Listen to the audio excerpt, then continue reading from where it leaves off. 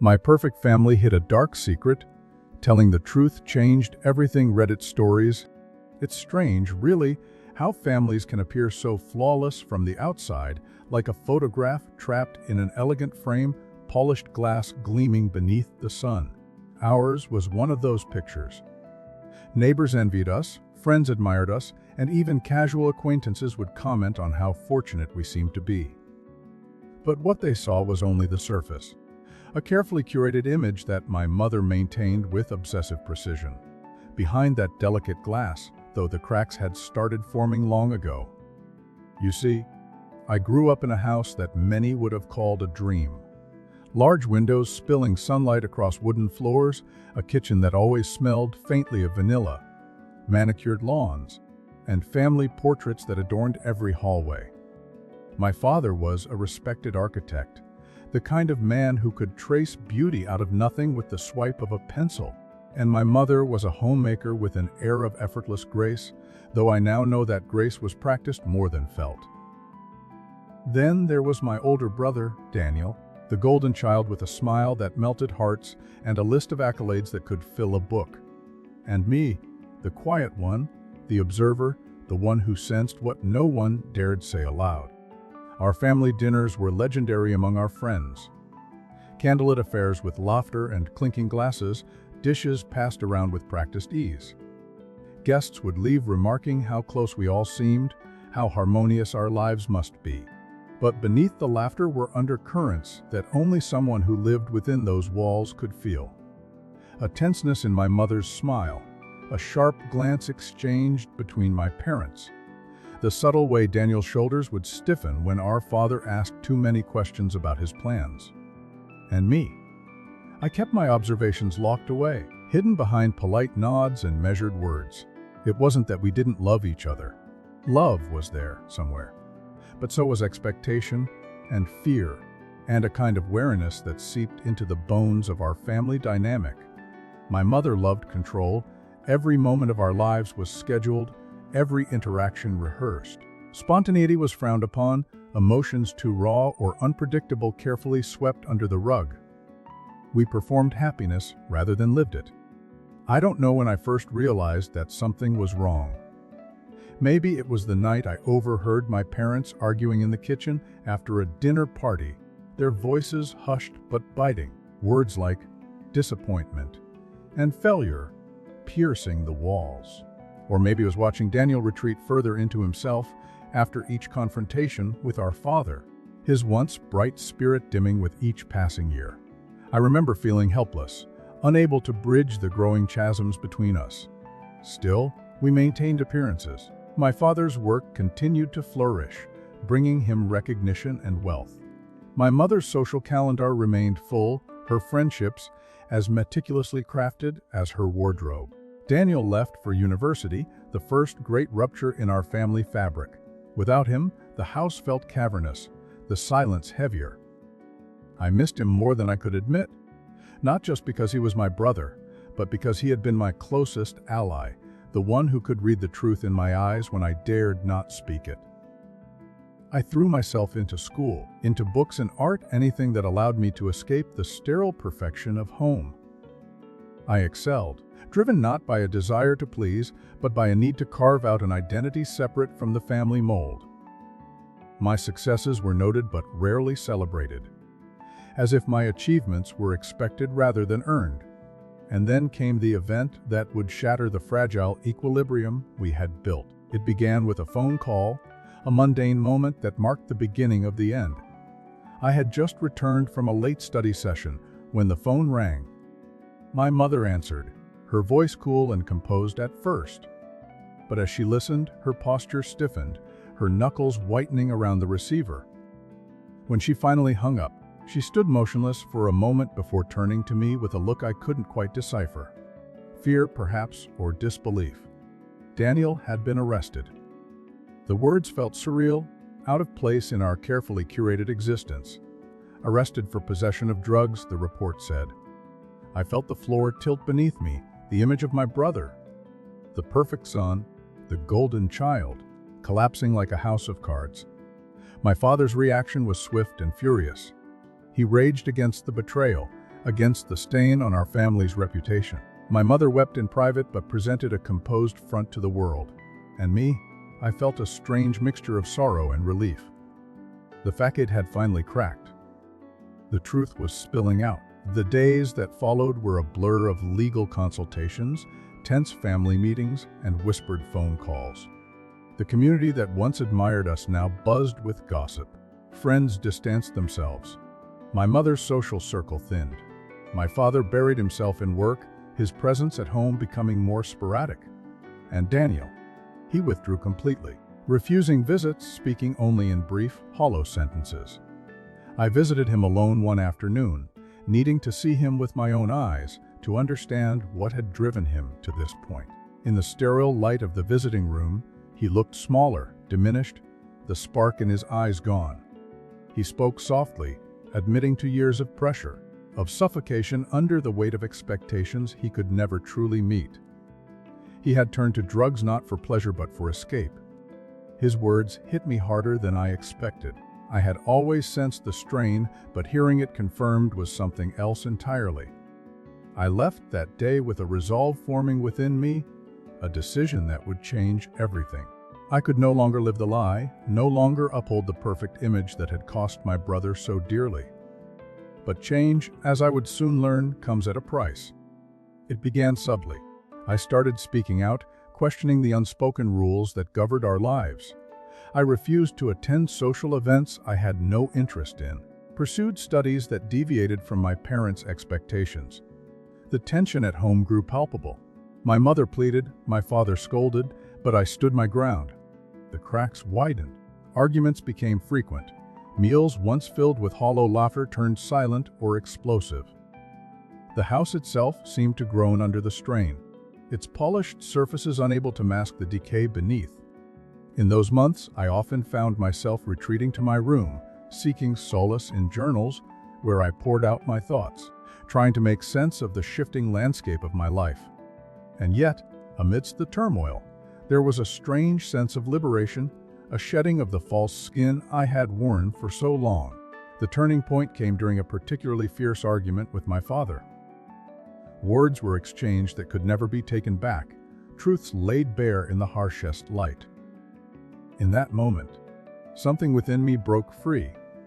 I packed a bag that night, my heart pounding with a mix of fear and exhilaration. Leaving the house in the quiet hours of the morning, I glanced back once, seeing the silhouette of the home that had shaped me and scarred me in equal measure. I didn't know what lay ahead, only that I had to step beyond the frame of the perfect picture, to seek a life that was truly mine. And that, I suppose, is where this story truly begins. For the cracks in our family portrait were not the end, but the beginning of something raw, real, and utterly unexpected. And as I would soon discover, the truths buried beneath the polished surface of our lives had far deeper roots than any of us had dared to imagine. The first weeks after I left were a strange blend of freedom and disorientation. I had never known life outside the rigid structure of our family's expectations, and suddenly each day was mine to shape, untethered and uncertain. I stayed with a friend at first, someone I had met in my literature class, whose apartment was small and cluttered but brimming with warmth. There were no silent dinners there, no measured glances or unspoken rules. Just mismatched furniture, laughter, and late-night conversations that meandered from books to dreams to fears. It felt like another world, one where I could begin to breathe. I started writing more, filling pages with thoughts and fragments of memories, trying to understand the tangled web of my upbringing. The more I wrote, the more I realized how deeply the roots of our family's dysfunction ran. It wasn't just the pressure or the expectations. It was the silence, the refusal to confront what was broken. We had spent so long pretending that none of it existed, that now the truth felt both liberating and terrifying. My parents tried to contact me, of course. At first there were frantic calls, then angry messages, then finally a cold, distant silence. It was my mother who reached out most often, her voice tight with desperation beneath a veneer of composure. She pleaded with me to come home, to not abandon the family in its time of crisis. But I couldn't return, not to that life, not when I had finally begun to see it for what it was. My father, true to form, sent a single message, terse and loaded with disappointment. "You've made your choice." That was the last I heard from him for a long time. Meanwhile, Daniel's situation worsened. The legal process dragged on, each new development a fresh wound for our family's reputation. The community's whispers grew louder, their judgment palpable. My mother tried to contain the damage, hosting charitable events and crafting a narrative of misunderstanding and redemption. But the cracks were too visible now. I visited Daniel whenever I could, though he remained distant, burdened by guilt and shame. In one rare moment of openness, he confessed how alone he had felt all those years, trapped beneath the weight of our parents' expectations. "I didn't want to be their perfect son," he said quietly, eyes downcast. "But I didn't know how to be anything else." His words haunted me. They mirrored my own unspoken fears, the sense of suffocation I had carried for so long. As the weeks turned into months, I began building a life of my own. I took a part-time job at a local bookstore, its dusty shelves and quiet corners offering a sanctuary from the turmoil of my past. I enrolled in creative writing workshops, finding solace in the rhythm of words and the stories of others who had walked difficult paths. Slowly, tentatively, I began to imagine a future not defined by my family's expectations. But even as I forged a new path, the pull of the past remained strong. There were nights when I lay awake, gripped by a gnawing guilt for leaving, for not being there to hold what was left of our family together. I wondered if I was selfish, if I had abandoned them in their hour of need. Yet deep down, I knew that staying would have broken me, just as it had begun to break Daniel. Then, unexpectedly, a letter arrived. It was from my grandmother, my mother's mother, whom I had seen only occasionally over the years, always at carefully orchestrated family gatherings. She had always struck me as a quiet, watchful presence, her sharp eyes missing nothing. In the letter, written in a delicate, looping script, she expressed her understanding of my decision to leave. "There are truths in this family that have long been buried," she wrote. "Perhaps it is time they came to light." She invited me to visit her, an invitation that stirred a mixture of curiosity and apprehension. I had never been close to her, had always seen her through the lens of my mother's strained relationship with her. But something in her words resonated with me, a sense that she understood more than she let on. I accepted the invitation, traveling to her small house on the outskirts of town. The visit felt surreal, stepping into a space untouched by my family's carefully maintained image. Her home was modest but filled with warmth, photographs of people long gone lining the shelves. Over tea, she spoke candidly, her voice steady and unflinching. She told me of her own experiences with my mother, of the patterns of control and silence that had shaped our family for generations.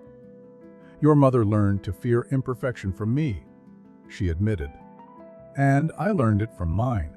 It is a cycle that feeds on itself, each generation passing down its wounds." Her honesty was startling, a mirror held up to the shadows I had long sensed, but never fully understood.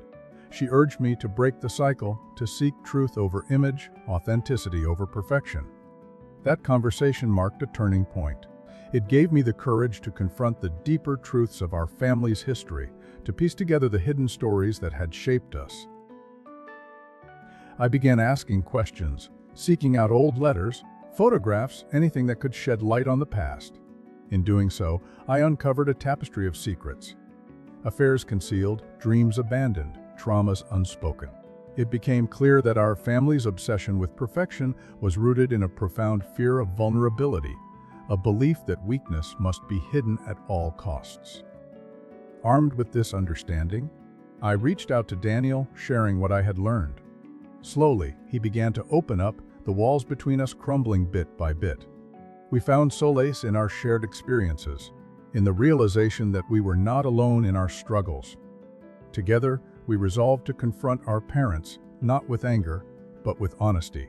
We needed them to see the damage wrought by the pursuit of a perfect image, to understand the toll it had taken on us both. Arranging a meeting was not easy.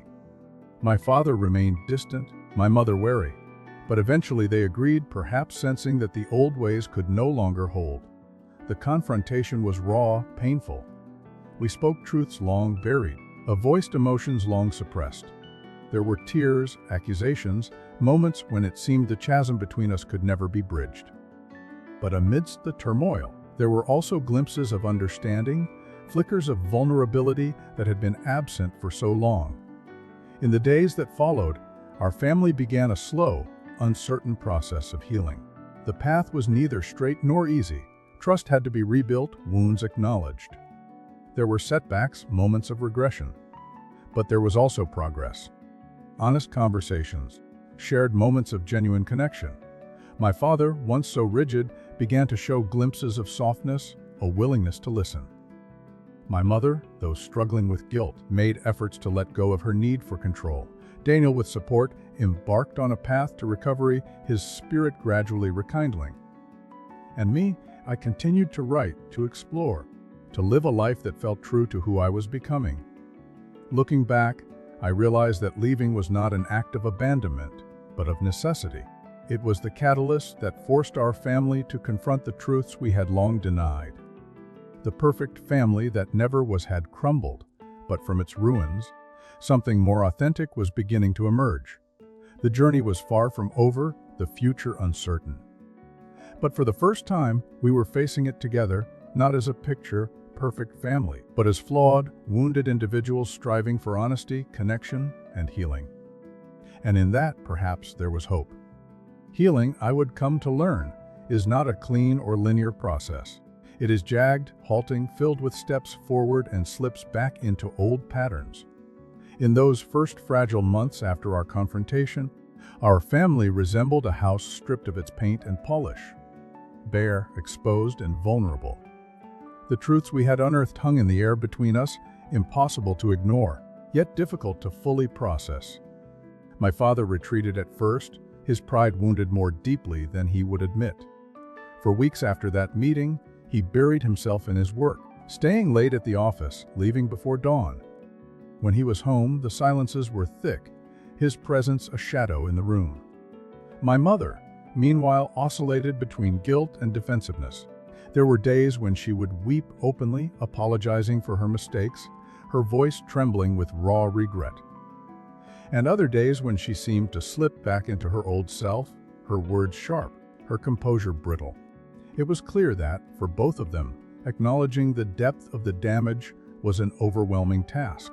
They had spent their entire lives building and defending an image of perfection. Letting it fall apart meant facing not only their failures, but also their own wounds. Wounds they had carried long before Daniel or I were born. Daniel's progress was its own winding path. After months of legal battles, he was finally given probation and mandated counseling, a sentence that, while lenient on paper, forced him to confront the demons he had long numbed with substances. I accompanied him to some of his sessions when he asked, sitting silently in the waiting room, offering a steady presence. He spoke often of the crushing weight of expectation, of the loneliness that came with never feeling enough. Slowly, through therapy and honest conversation, he began to shed the shame that had consumed him. We grew closer during this time, bound not just by blood but by a shared understanding of the life we had survived. In many ways, we were learning how to be siblings again, how to trust, how to lean on each other without fear of judgment. I continued to live on my own, unwilling to move back into the family home. The small apartment I rented felt like a sanctuary, a space where I could finally explore who I was outside the confines of our family's expectations. My days were filled with classes, writing, and quiet moments of reflection. I poured my heart into my journals, capturing the complexities of our journey, the tangled emotions that surfaced with each new conversation or memory. Writing became both a refuge and a form of healing, a way to make sense of the chaos and to reclaim my voice.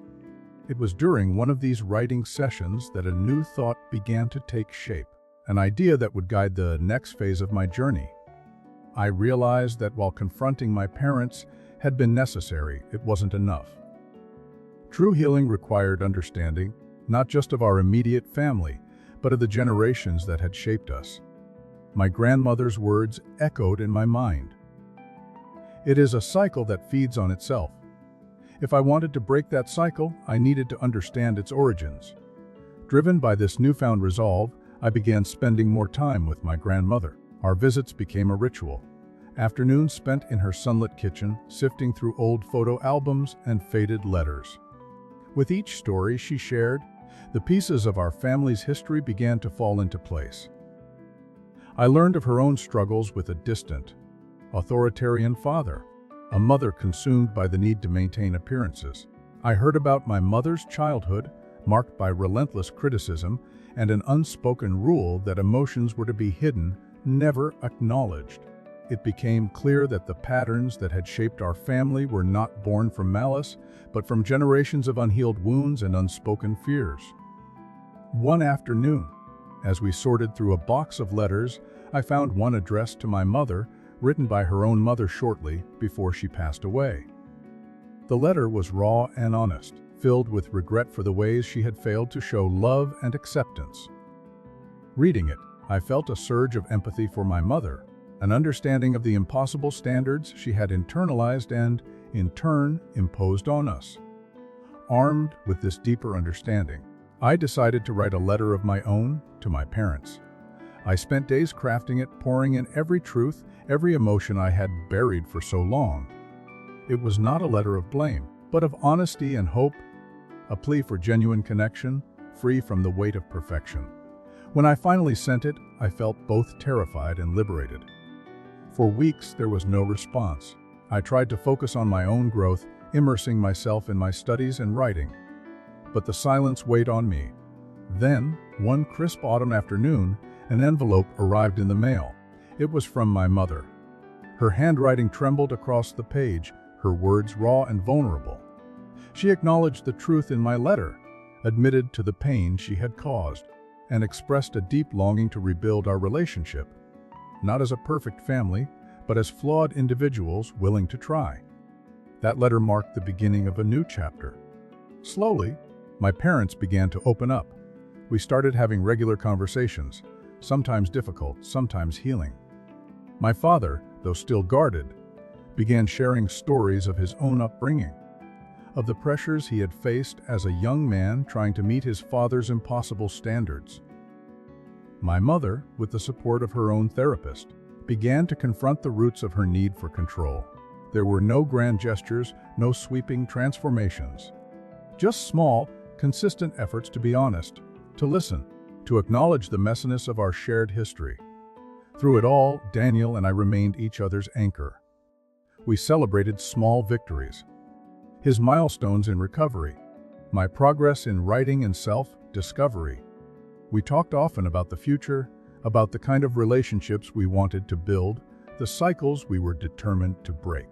There were still difficult days, moments when old patterns resurfaced, when the weight of the past felt too heavy. But there was also hope, a fragile, flickering hope that with time and effort, we could forge something real and enduring. In the midst of this healing process, an unexpected opportunity arose. One of my writing professors, impressed by my work, encouraged me to submit an essay to a national competition focused on personal narratives. The theme was resilience. After some hesitation, I chose to write about our family's journey, not as a tale of triumph, but as a testament to the strength that it takes to confront painful truths and seek healing. The process of writing the essay was cathartic, forcing me to articulate the complexities of our experience with honesty and compassion. When I submitted it, I had no expectations. Weeks later, I received an email my essay had been selected as a finalist. The news felt surreal. For so long, our family's story had been hidden, buried beneath layers of shame and pretense. Now, it was being recognized, not as a cautionary tale, but as a beacon of resilience and hope. Sharing the news with Daniel and my parents was an emotional moment. There were tears, embraces, a sense of shared pride. It was a small but significant step toward rewriting the narrative of who we were as a family. As the months continued to pass, our relationships deepened. My parents, though far from perfect, made sincere efforts to show up authentically. Family gatherings, once stiff and performative, became more relaxed, filled with genuine conversation. We laughed more, cried openly, embraced the imperfections that had once been hidden. Daniel and I often marveled at how far we had come, though we remained mindful of the work still ahead. Looking back on those tumultuous years, I realized that the pursuit of perfection had been a prison, not just for Daniel and me, but for our entire family. Breaking free required courage, honesty, and a willingness to face uncomfortable truths. It required leaving, confronting, understanding, and ultimately choosing a different path. And while the scars of the past would always remain, they no longer defined us. We were not the perfect family. We never had been. But in embracing our imperfections, in choosing honesty over image, we had begun to build something far more valuable. A family rooted in truth, resilience, and unconditional love. And for the first time, that felt more than enough. The news of my essay reaching the national stage spread more quickly than I'd expected. It wasn't long before acquaintances from my past, people I hadn't heard from in years, began sending messages of congratulations, curiosity, and even admiration. For someone who had once felt invisible within the rigid framework of my family's world, the sudden spotlight felt surreal. My parents, particularly my mother, struggled with this new visibility. Not because she wasn't proud, she was, but because the essay laid bare truths she had spent a lifetime trying to conceal. Yet, to her credit, she did not ask me to retract it, did not attempt to diminish its authenticity. Instead, in a quiet moment over coffee, she confessed her conflicted feelings. "It's strange," she admitted, her voice trembling, "to see our life out there for others to judge. But perhaps it's what we need." It was one of the most vulnerable things she'd ever said to me, and in that moment, I glimpsed the courage it took for her to confront the past so publicly. The event that followed, a national conference for the finalists, was both exhilarating and daunting. Held in a city several hours away, it offered workshops, panels, and a culminating ceremony where selected essays would be read aloud. Daniel insisted on coming with me. He had become not just my brother again, but also my closest friend, our bond forged through shared survival. My parents, too, decided to attend, a gesture of support that carried its own complex weight. The drive to the conference was filled with nervous anticipation. Daniel and I talked endlessly, speculating about the other finalists, wondering if my essay would resonate in such a public forum.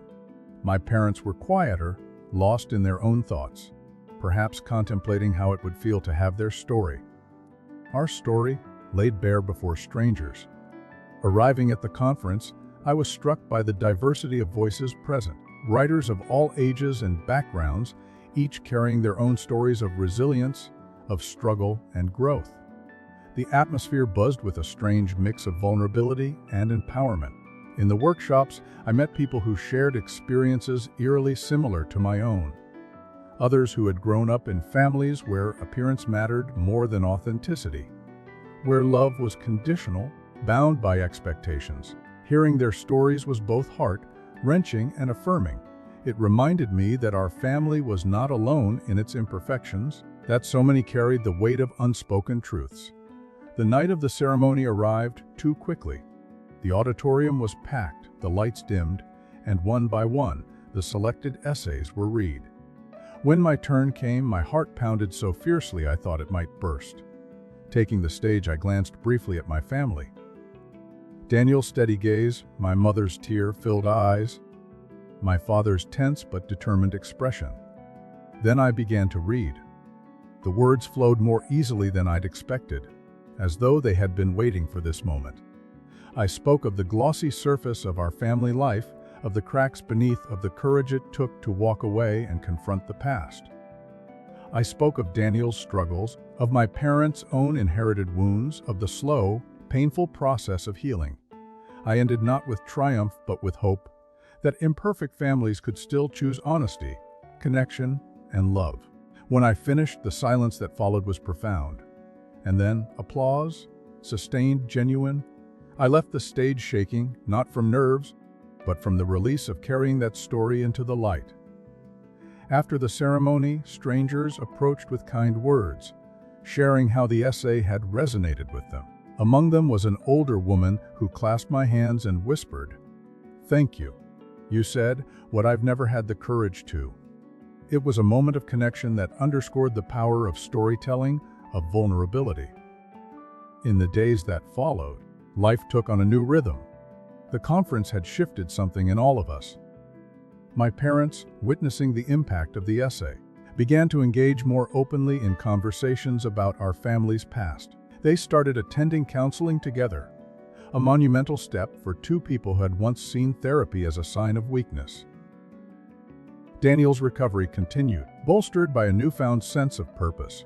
He began volunteering at a local center for at-risk youth, sharing his experiences in the hope of helping others. I continued to write, my work now infused with a deeper understanding of the importance of voice, of truth. But healing, as always, was not without its setbacks. There were still moments of tension, when old habits resurfaced, when my father's pride clashed with vulnerability, when my mother's need for control crept back in. During one particularly difficult family dinner, a minor disagreement spiraled into a heated argument, voices raised, old wounds reopened. For a moment, it felt as though we were slipping back into the patterns we had fought so hard to escape. Afterwards, Daniel and I sat on the porch, the cool night air calming our frayed nerves. "It's not going to be perfect," he said quietly. "It never will be, but that doesn't mean it's not worth it." His words stayed with me. Perfection had been our prison. Now, imperfection was our freedom. As the months turned to a year since I had first walked away from home, I found myself reflecting often on the journey. There was a bittersweetness to it, a recognition of how far we had come, tempered by the knowledge of how much further there was to go. Our family was no longer the polished portrait it had once appeared to be. The cracks remained visible, the scars undeniable, but there was a raw beauty in that honesty, in the choice to face each other without masks. A new opportunity arose when the essay was selected for publication in an anthology on resilience. The publisher reached out for an interview, and after much deliberation, I agreed, on the condition that my family's privacy be respected. The interview was conducted with sensitivity, focusing on the broader themes of breaking cycles of silence and embracing authenticity. When the article was published, it sparked a wave of responses. Readers from across the country wrote in, sharing their own stories of imperfect families, of healing and hope. One letter, in particular, stood out. It was from a man in his 60s who wrote of having lived a life dictated by the pursuit of an impossible image. His children were estranged, his marriage hollow. Reading the essay, he said, had opened his eyes to the possibility of change, even so late in life. His words were a poignant reminder of why telling our stories matters, of the ripple effect they can create. As life continued to unfold, new challenges emerged. Daniel faced moments of temptation, struggles with maintaining his sobriety. There were relapses, painful but not insurmountable. Each time, our family responded not with shame, but with support, a testament to how far we had come. My parents, too, continued their journey of self-discovery, their relationship evolving as they learned to communicate with honesty and compassion. I found myself increasingly drawn to advocacy work, speaking at panels on family dynamics, writing articles on breaking generational cycles. It was not a path I had anticipated, but one that felt deeply aligned with the journey we had taken.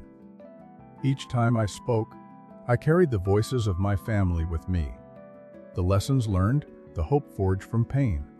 Through it all, I remained grounded in the simple moments of connection, shared meals where laughter outweighed tension, long walks with Daniel, our conversations weaving through past and present, quiet afternoons with my mother, sorting through old photographs, naming the ghosts of our lineage. Even my father, once so distant, had begun to open up in ways I never thought possible. One evening, after a particularly heartfelt conversation, he said softly, "I'm proud of you, not for the essay, but for the courage to be yourself. It was a moment I would treasure, a sign that even the most entrenched patterns could shift. As the second anniversary of that pivotal confrontation approached, we decided, at Daniel's suggestion, to hold a small family gathering. Not a formal event, but a celebration of progress, of resilience. We invited my grandmother, whose wisdom had been the catalyst for so much of our healing. The evening was simple: home-cooked food, stories shared, laughter mingled with tears. It was imperfect, messy, real. And in that, it was beautiful. Standing in the kitchen later that night, watching my family, no longer a perfect picture, but a living, breathing tapestry of growth, I felt a profound sense of peace. The journey was ongoing, the work never finished. But we were no longer bound by the pursuit of an illusion. We had chosen truth. We had chosen love. And in that choice, we had found the freedom to be a family in the truest sense of the word. Life, once cracked open, never quite settles back into its old shape. Even as our family worked toward healing, the ripples of that initial break continued to spread outward, touching parts of our lives we hadn't anticipated. In the months following our anniversary gathering, I sensed a new kind of tension, not the brittle, silent kind we'd once known, but the restless energy that comes with growth, with the discomfort of stretching beyond familiar roles. We were no longer a family defined by appearances, but neither were we yet fully comfortable with the messy reality of authenticity. In many ways, we were all learning how to live again. For me, this took the form of new creative ambitions. The success of my essay had emboldened me, and I began working on a full-length memoir. It was an intimidating project.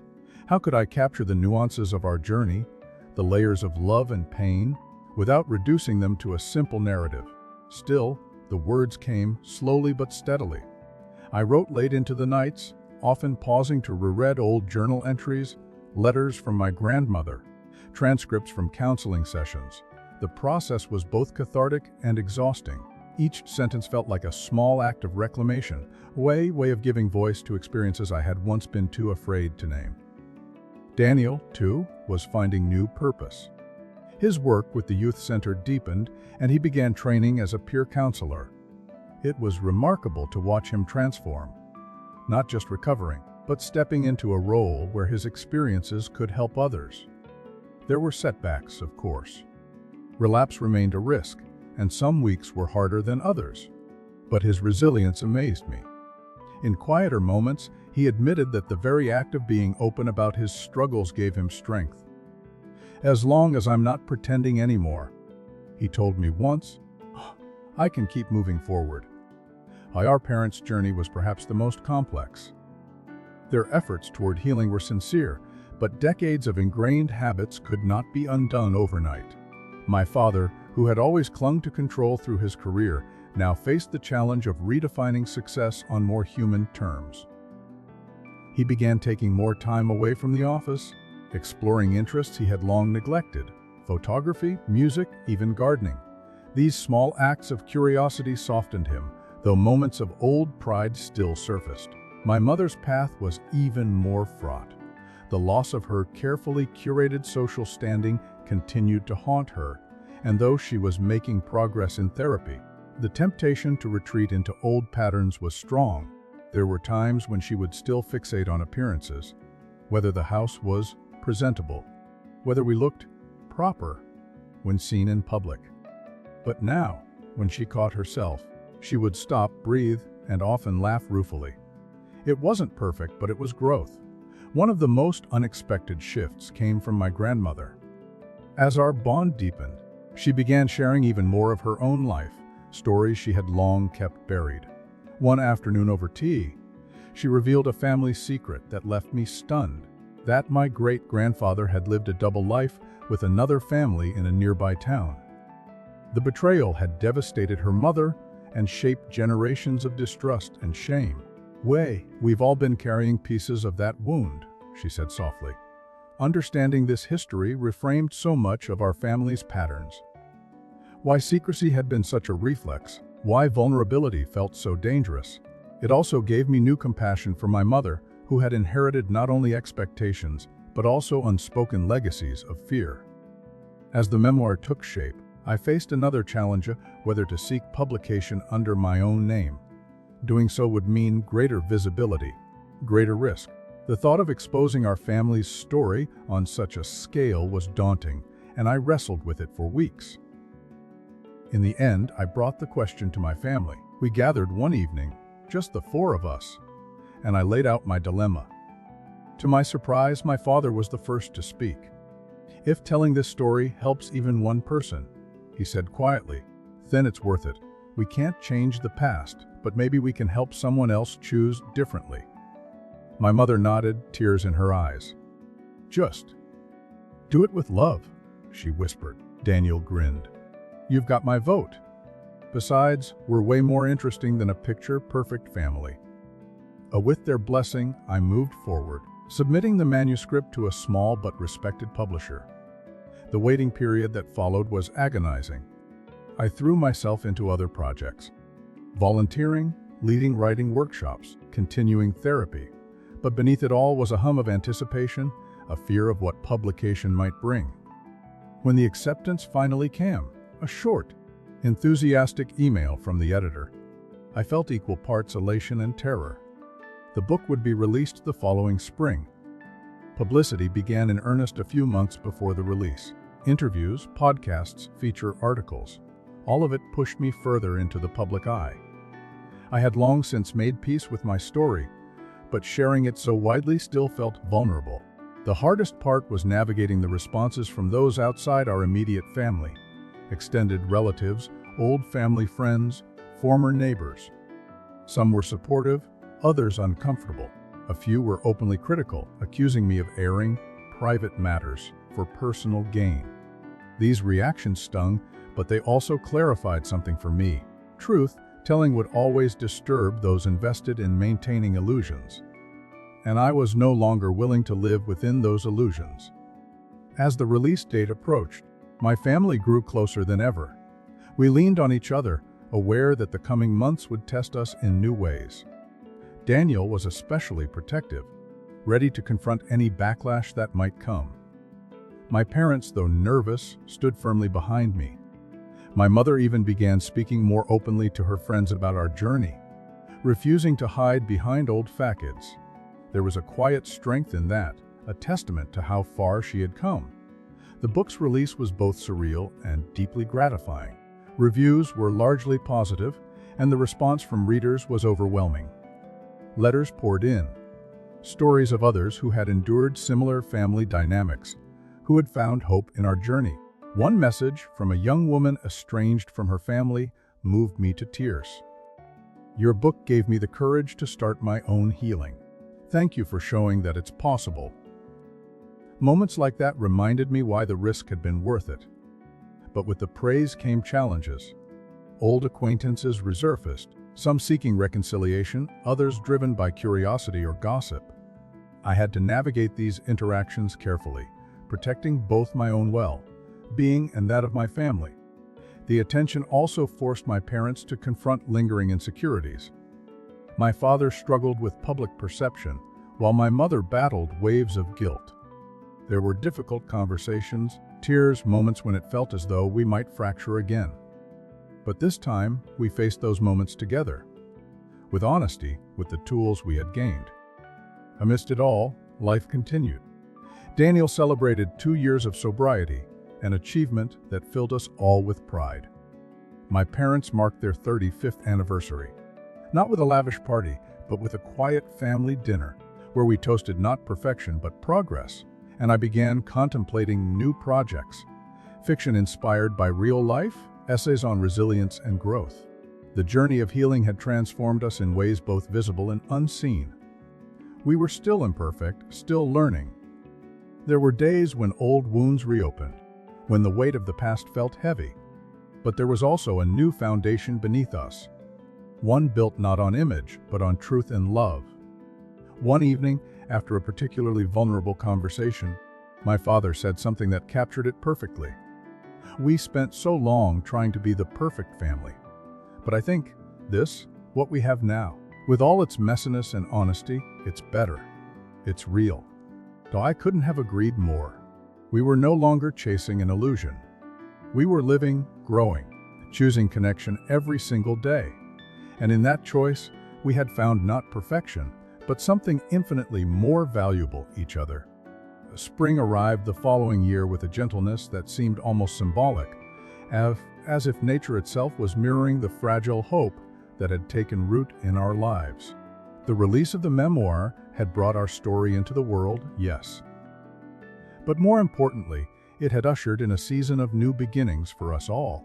With the worst of the publicity storm behind us, our family began settling into a rhythm that felt, if not normal, then at least honest. And that, I'd come to learn, was the better goal. Our relationships had been stripped of pretense.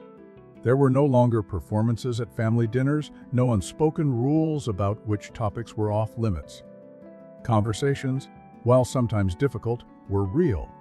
When tensions arose, and they still did, we addressed them openly rather than burying them beneath forced smiles. My mother, once the queen of composure, now openly admitted when she was struggling, and in doing so, invited us all to do the same. My father had softened, his edges rounded by humility. I saw him now more as a man than a patriarch, a man doing his best to understand, to evolve. Daniel, steady in his recovery, began facilitating workshops at the youth center, guiding others through their own healing journeys. Watching him speak with such raw honesty filled me with an indescribable mix of pride and tenderness. He was no longer defined by his past mistakes. Instead, he had become a beacon of resilience, proof that transformation was possible. We often spent long evenings talking about the future, about the scars we still carried, about the people we were becoming. Our bond, once forged in shared survival, had deepened into something even more profound: a true friendship. For me, life had blossomed in unexpected ways. The memoir's success had opened doors I never could have imagined. Invitations to speak at conferences, collaborate on projects, even teach workshops on writing as a tool for healing. It was fulfilling work, but it also required careful balance. I remained mindful of my emotional boundaries, knowing how easy it would be to slip into the role of the one who has it all figured out. The truth was, I didn't, and I never wanted to pretend otherwise. Healing was ongoing, and I was still very much a work in progress. A pivotal moment arrived in early summer, when I was invited to deliver a keynote address at a national conference on family dynamics and mental health. The invitation felt daunting. Speaking to small groups was one thing, addressing an audience of hundreds, quite another. I hesitated, unsure if I was ready.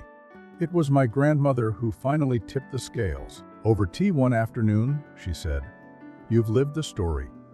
Now it's time to share the wisdom. Not because you're perfect, but because you're honest." So I accepted. The weeks leading up to the event were filled with preparation, reflection, and more than a little anxiety. I wanted to honor our family's journey without simplifying it. I wanted to offer hope without glossing over the messiness of real healing. When the day arrived, I stood backstage, heart pounding, waiting to be introduced. The room beyond the curtain buzzed with anticipation. And then the lights dimmed, and I stepped onto the stage. I began not with a polished speech, but with a story. A memory from childhood of sitting at those perfectly arranged family dinners, sensing the tension beneath the surface. I spoke of Daniel's struggles, of the confrontation that shattered our carefully maintained facade. I spoke of the painful truths we had faced, the choice to embrace imperfection and pursue real connection. And I spoke of the ongoing nature of healing, that it wasn't about arriving at some flawless state, but about choosing honesty, compassion, and growth again and again. As I spoke, the fear melted away. In its place came a profound sense of purpose. I wasn't there to present myself as a model of success. I was there to remind others that healing was possible, even for the most fractured families, that love could exist amid brokenness, that authenticity could replace perfection. When I finished, the applause was warm, genuine, and as I stepped off stage, I felt lighter, as though I had finally released the last vestiges of the shame we had once carried. The days that followed were filled with conversations, attendees sharing their own stories, thanking me for giving voice to their experiences. One moment stood out. A young woman approached me, eyes shining with tears. "I thought I was the only one," she whispered. "No, I know I'm not." That single sentence validated everything. The risk, the vulnerability, the years of struggle. Returning home from the conference, I found myself reflecting on the journey in its entirety. The family I returned to was not the same one I had left years ago. Our home was no longer a stage set for outsiders. It was a living space filled with laughter, honest conversations, and moments of connection. There were still shadows, of course, wounds that would never fully disappear. But they no longer defined us. We had learned to live with them, to honor the truth without being consumed by it. In one of our now regular family dinners, Daniel raised a toast to imperfect families and the courage to keep growing. We clinked glasses, a simple gesture that carried the weight of everything we had endured. One final twist in our story came unexpectedly as the seasons turned. My mother, inspired by the work Daniel and I had embraced, began volunteering at a support group for parents navigating similar family challenges. It was a step I never would have predicted, but one that spoke volumes about her transformation. And my father, ever the reluctant philosopher, began writing a series of personal essays, reflections on fatherhood, perfection, and vulnerability. One evening, he showed me a draft. Reading it, I saw not the man I had feared as a child, but a man who had dared to confront his own failings, who had chosen growth over pride. As for me, life had settled into a rhythm that felt authentically mine. I continued to write, to teach, to speak, but also to simply live. I had cultivated friendships rooted in honesty, pursued passions without the weight of expectation, embraced relationships with my family that were real rather than performative. The scars remained, as they always would, but they no longer defined me. They were simply part of the story, a story that continued to evolve. And perhaps that was the greatest lesson of all. There was no final destination, no moment when healing would be complete. There was only the choice, day after day, to show up, to face the truth, to choose love over perfection, to embrace the beauty of imperfection. In the end, we were not the perfect family. We never had been. But we were something far more valuable, a family that had faced its shadows, chosen honesty, and continued to grow. And in that imperfect, beautiful reality, we had finally found our true home. Thanks for watching the video. Subscribe and like the video.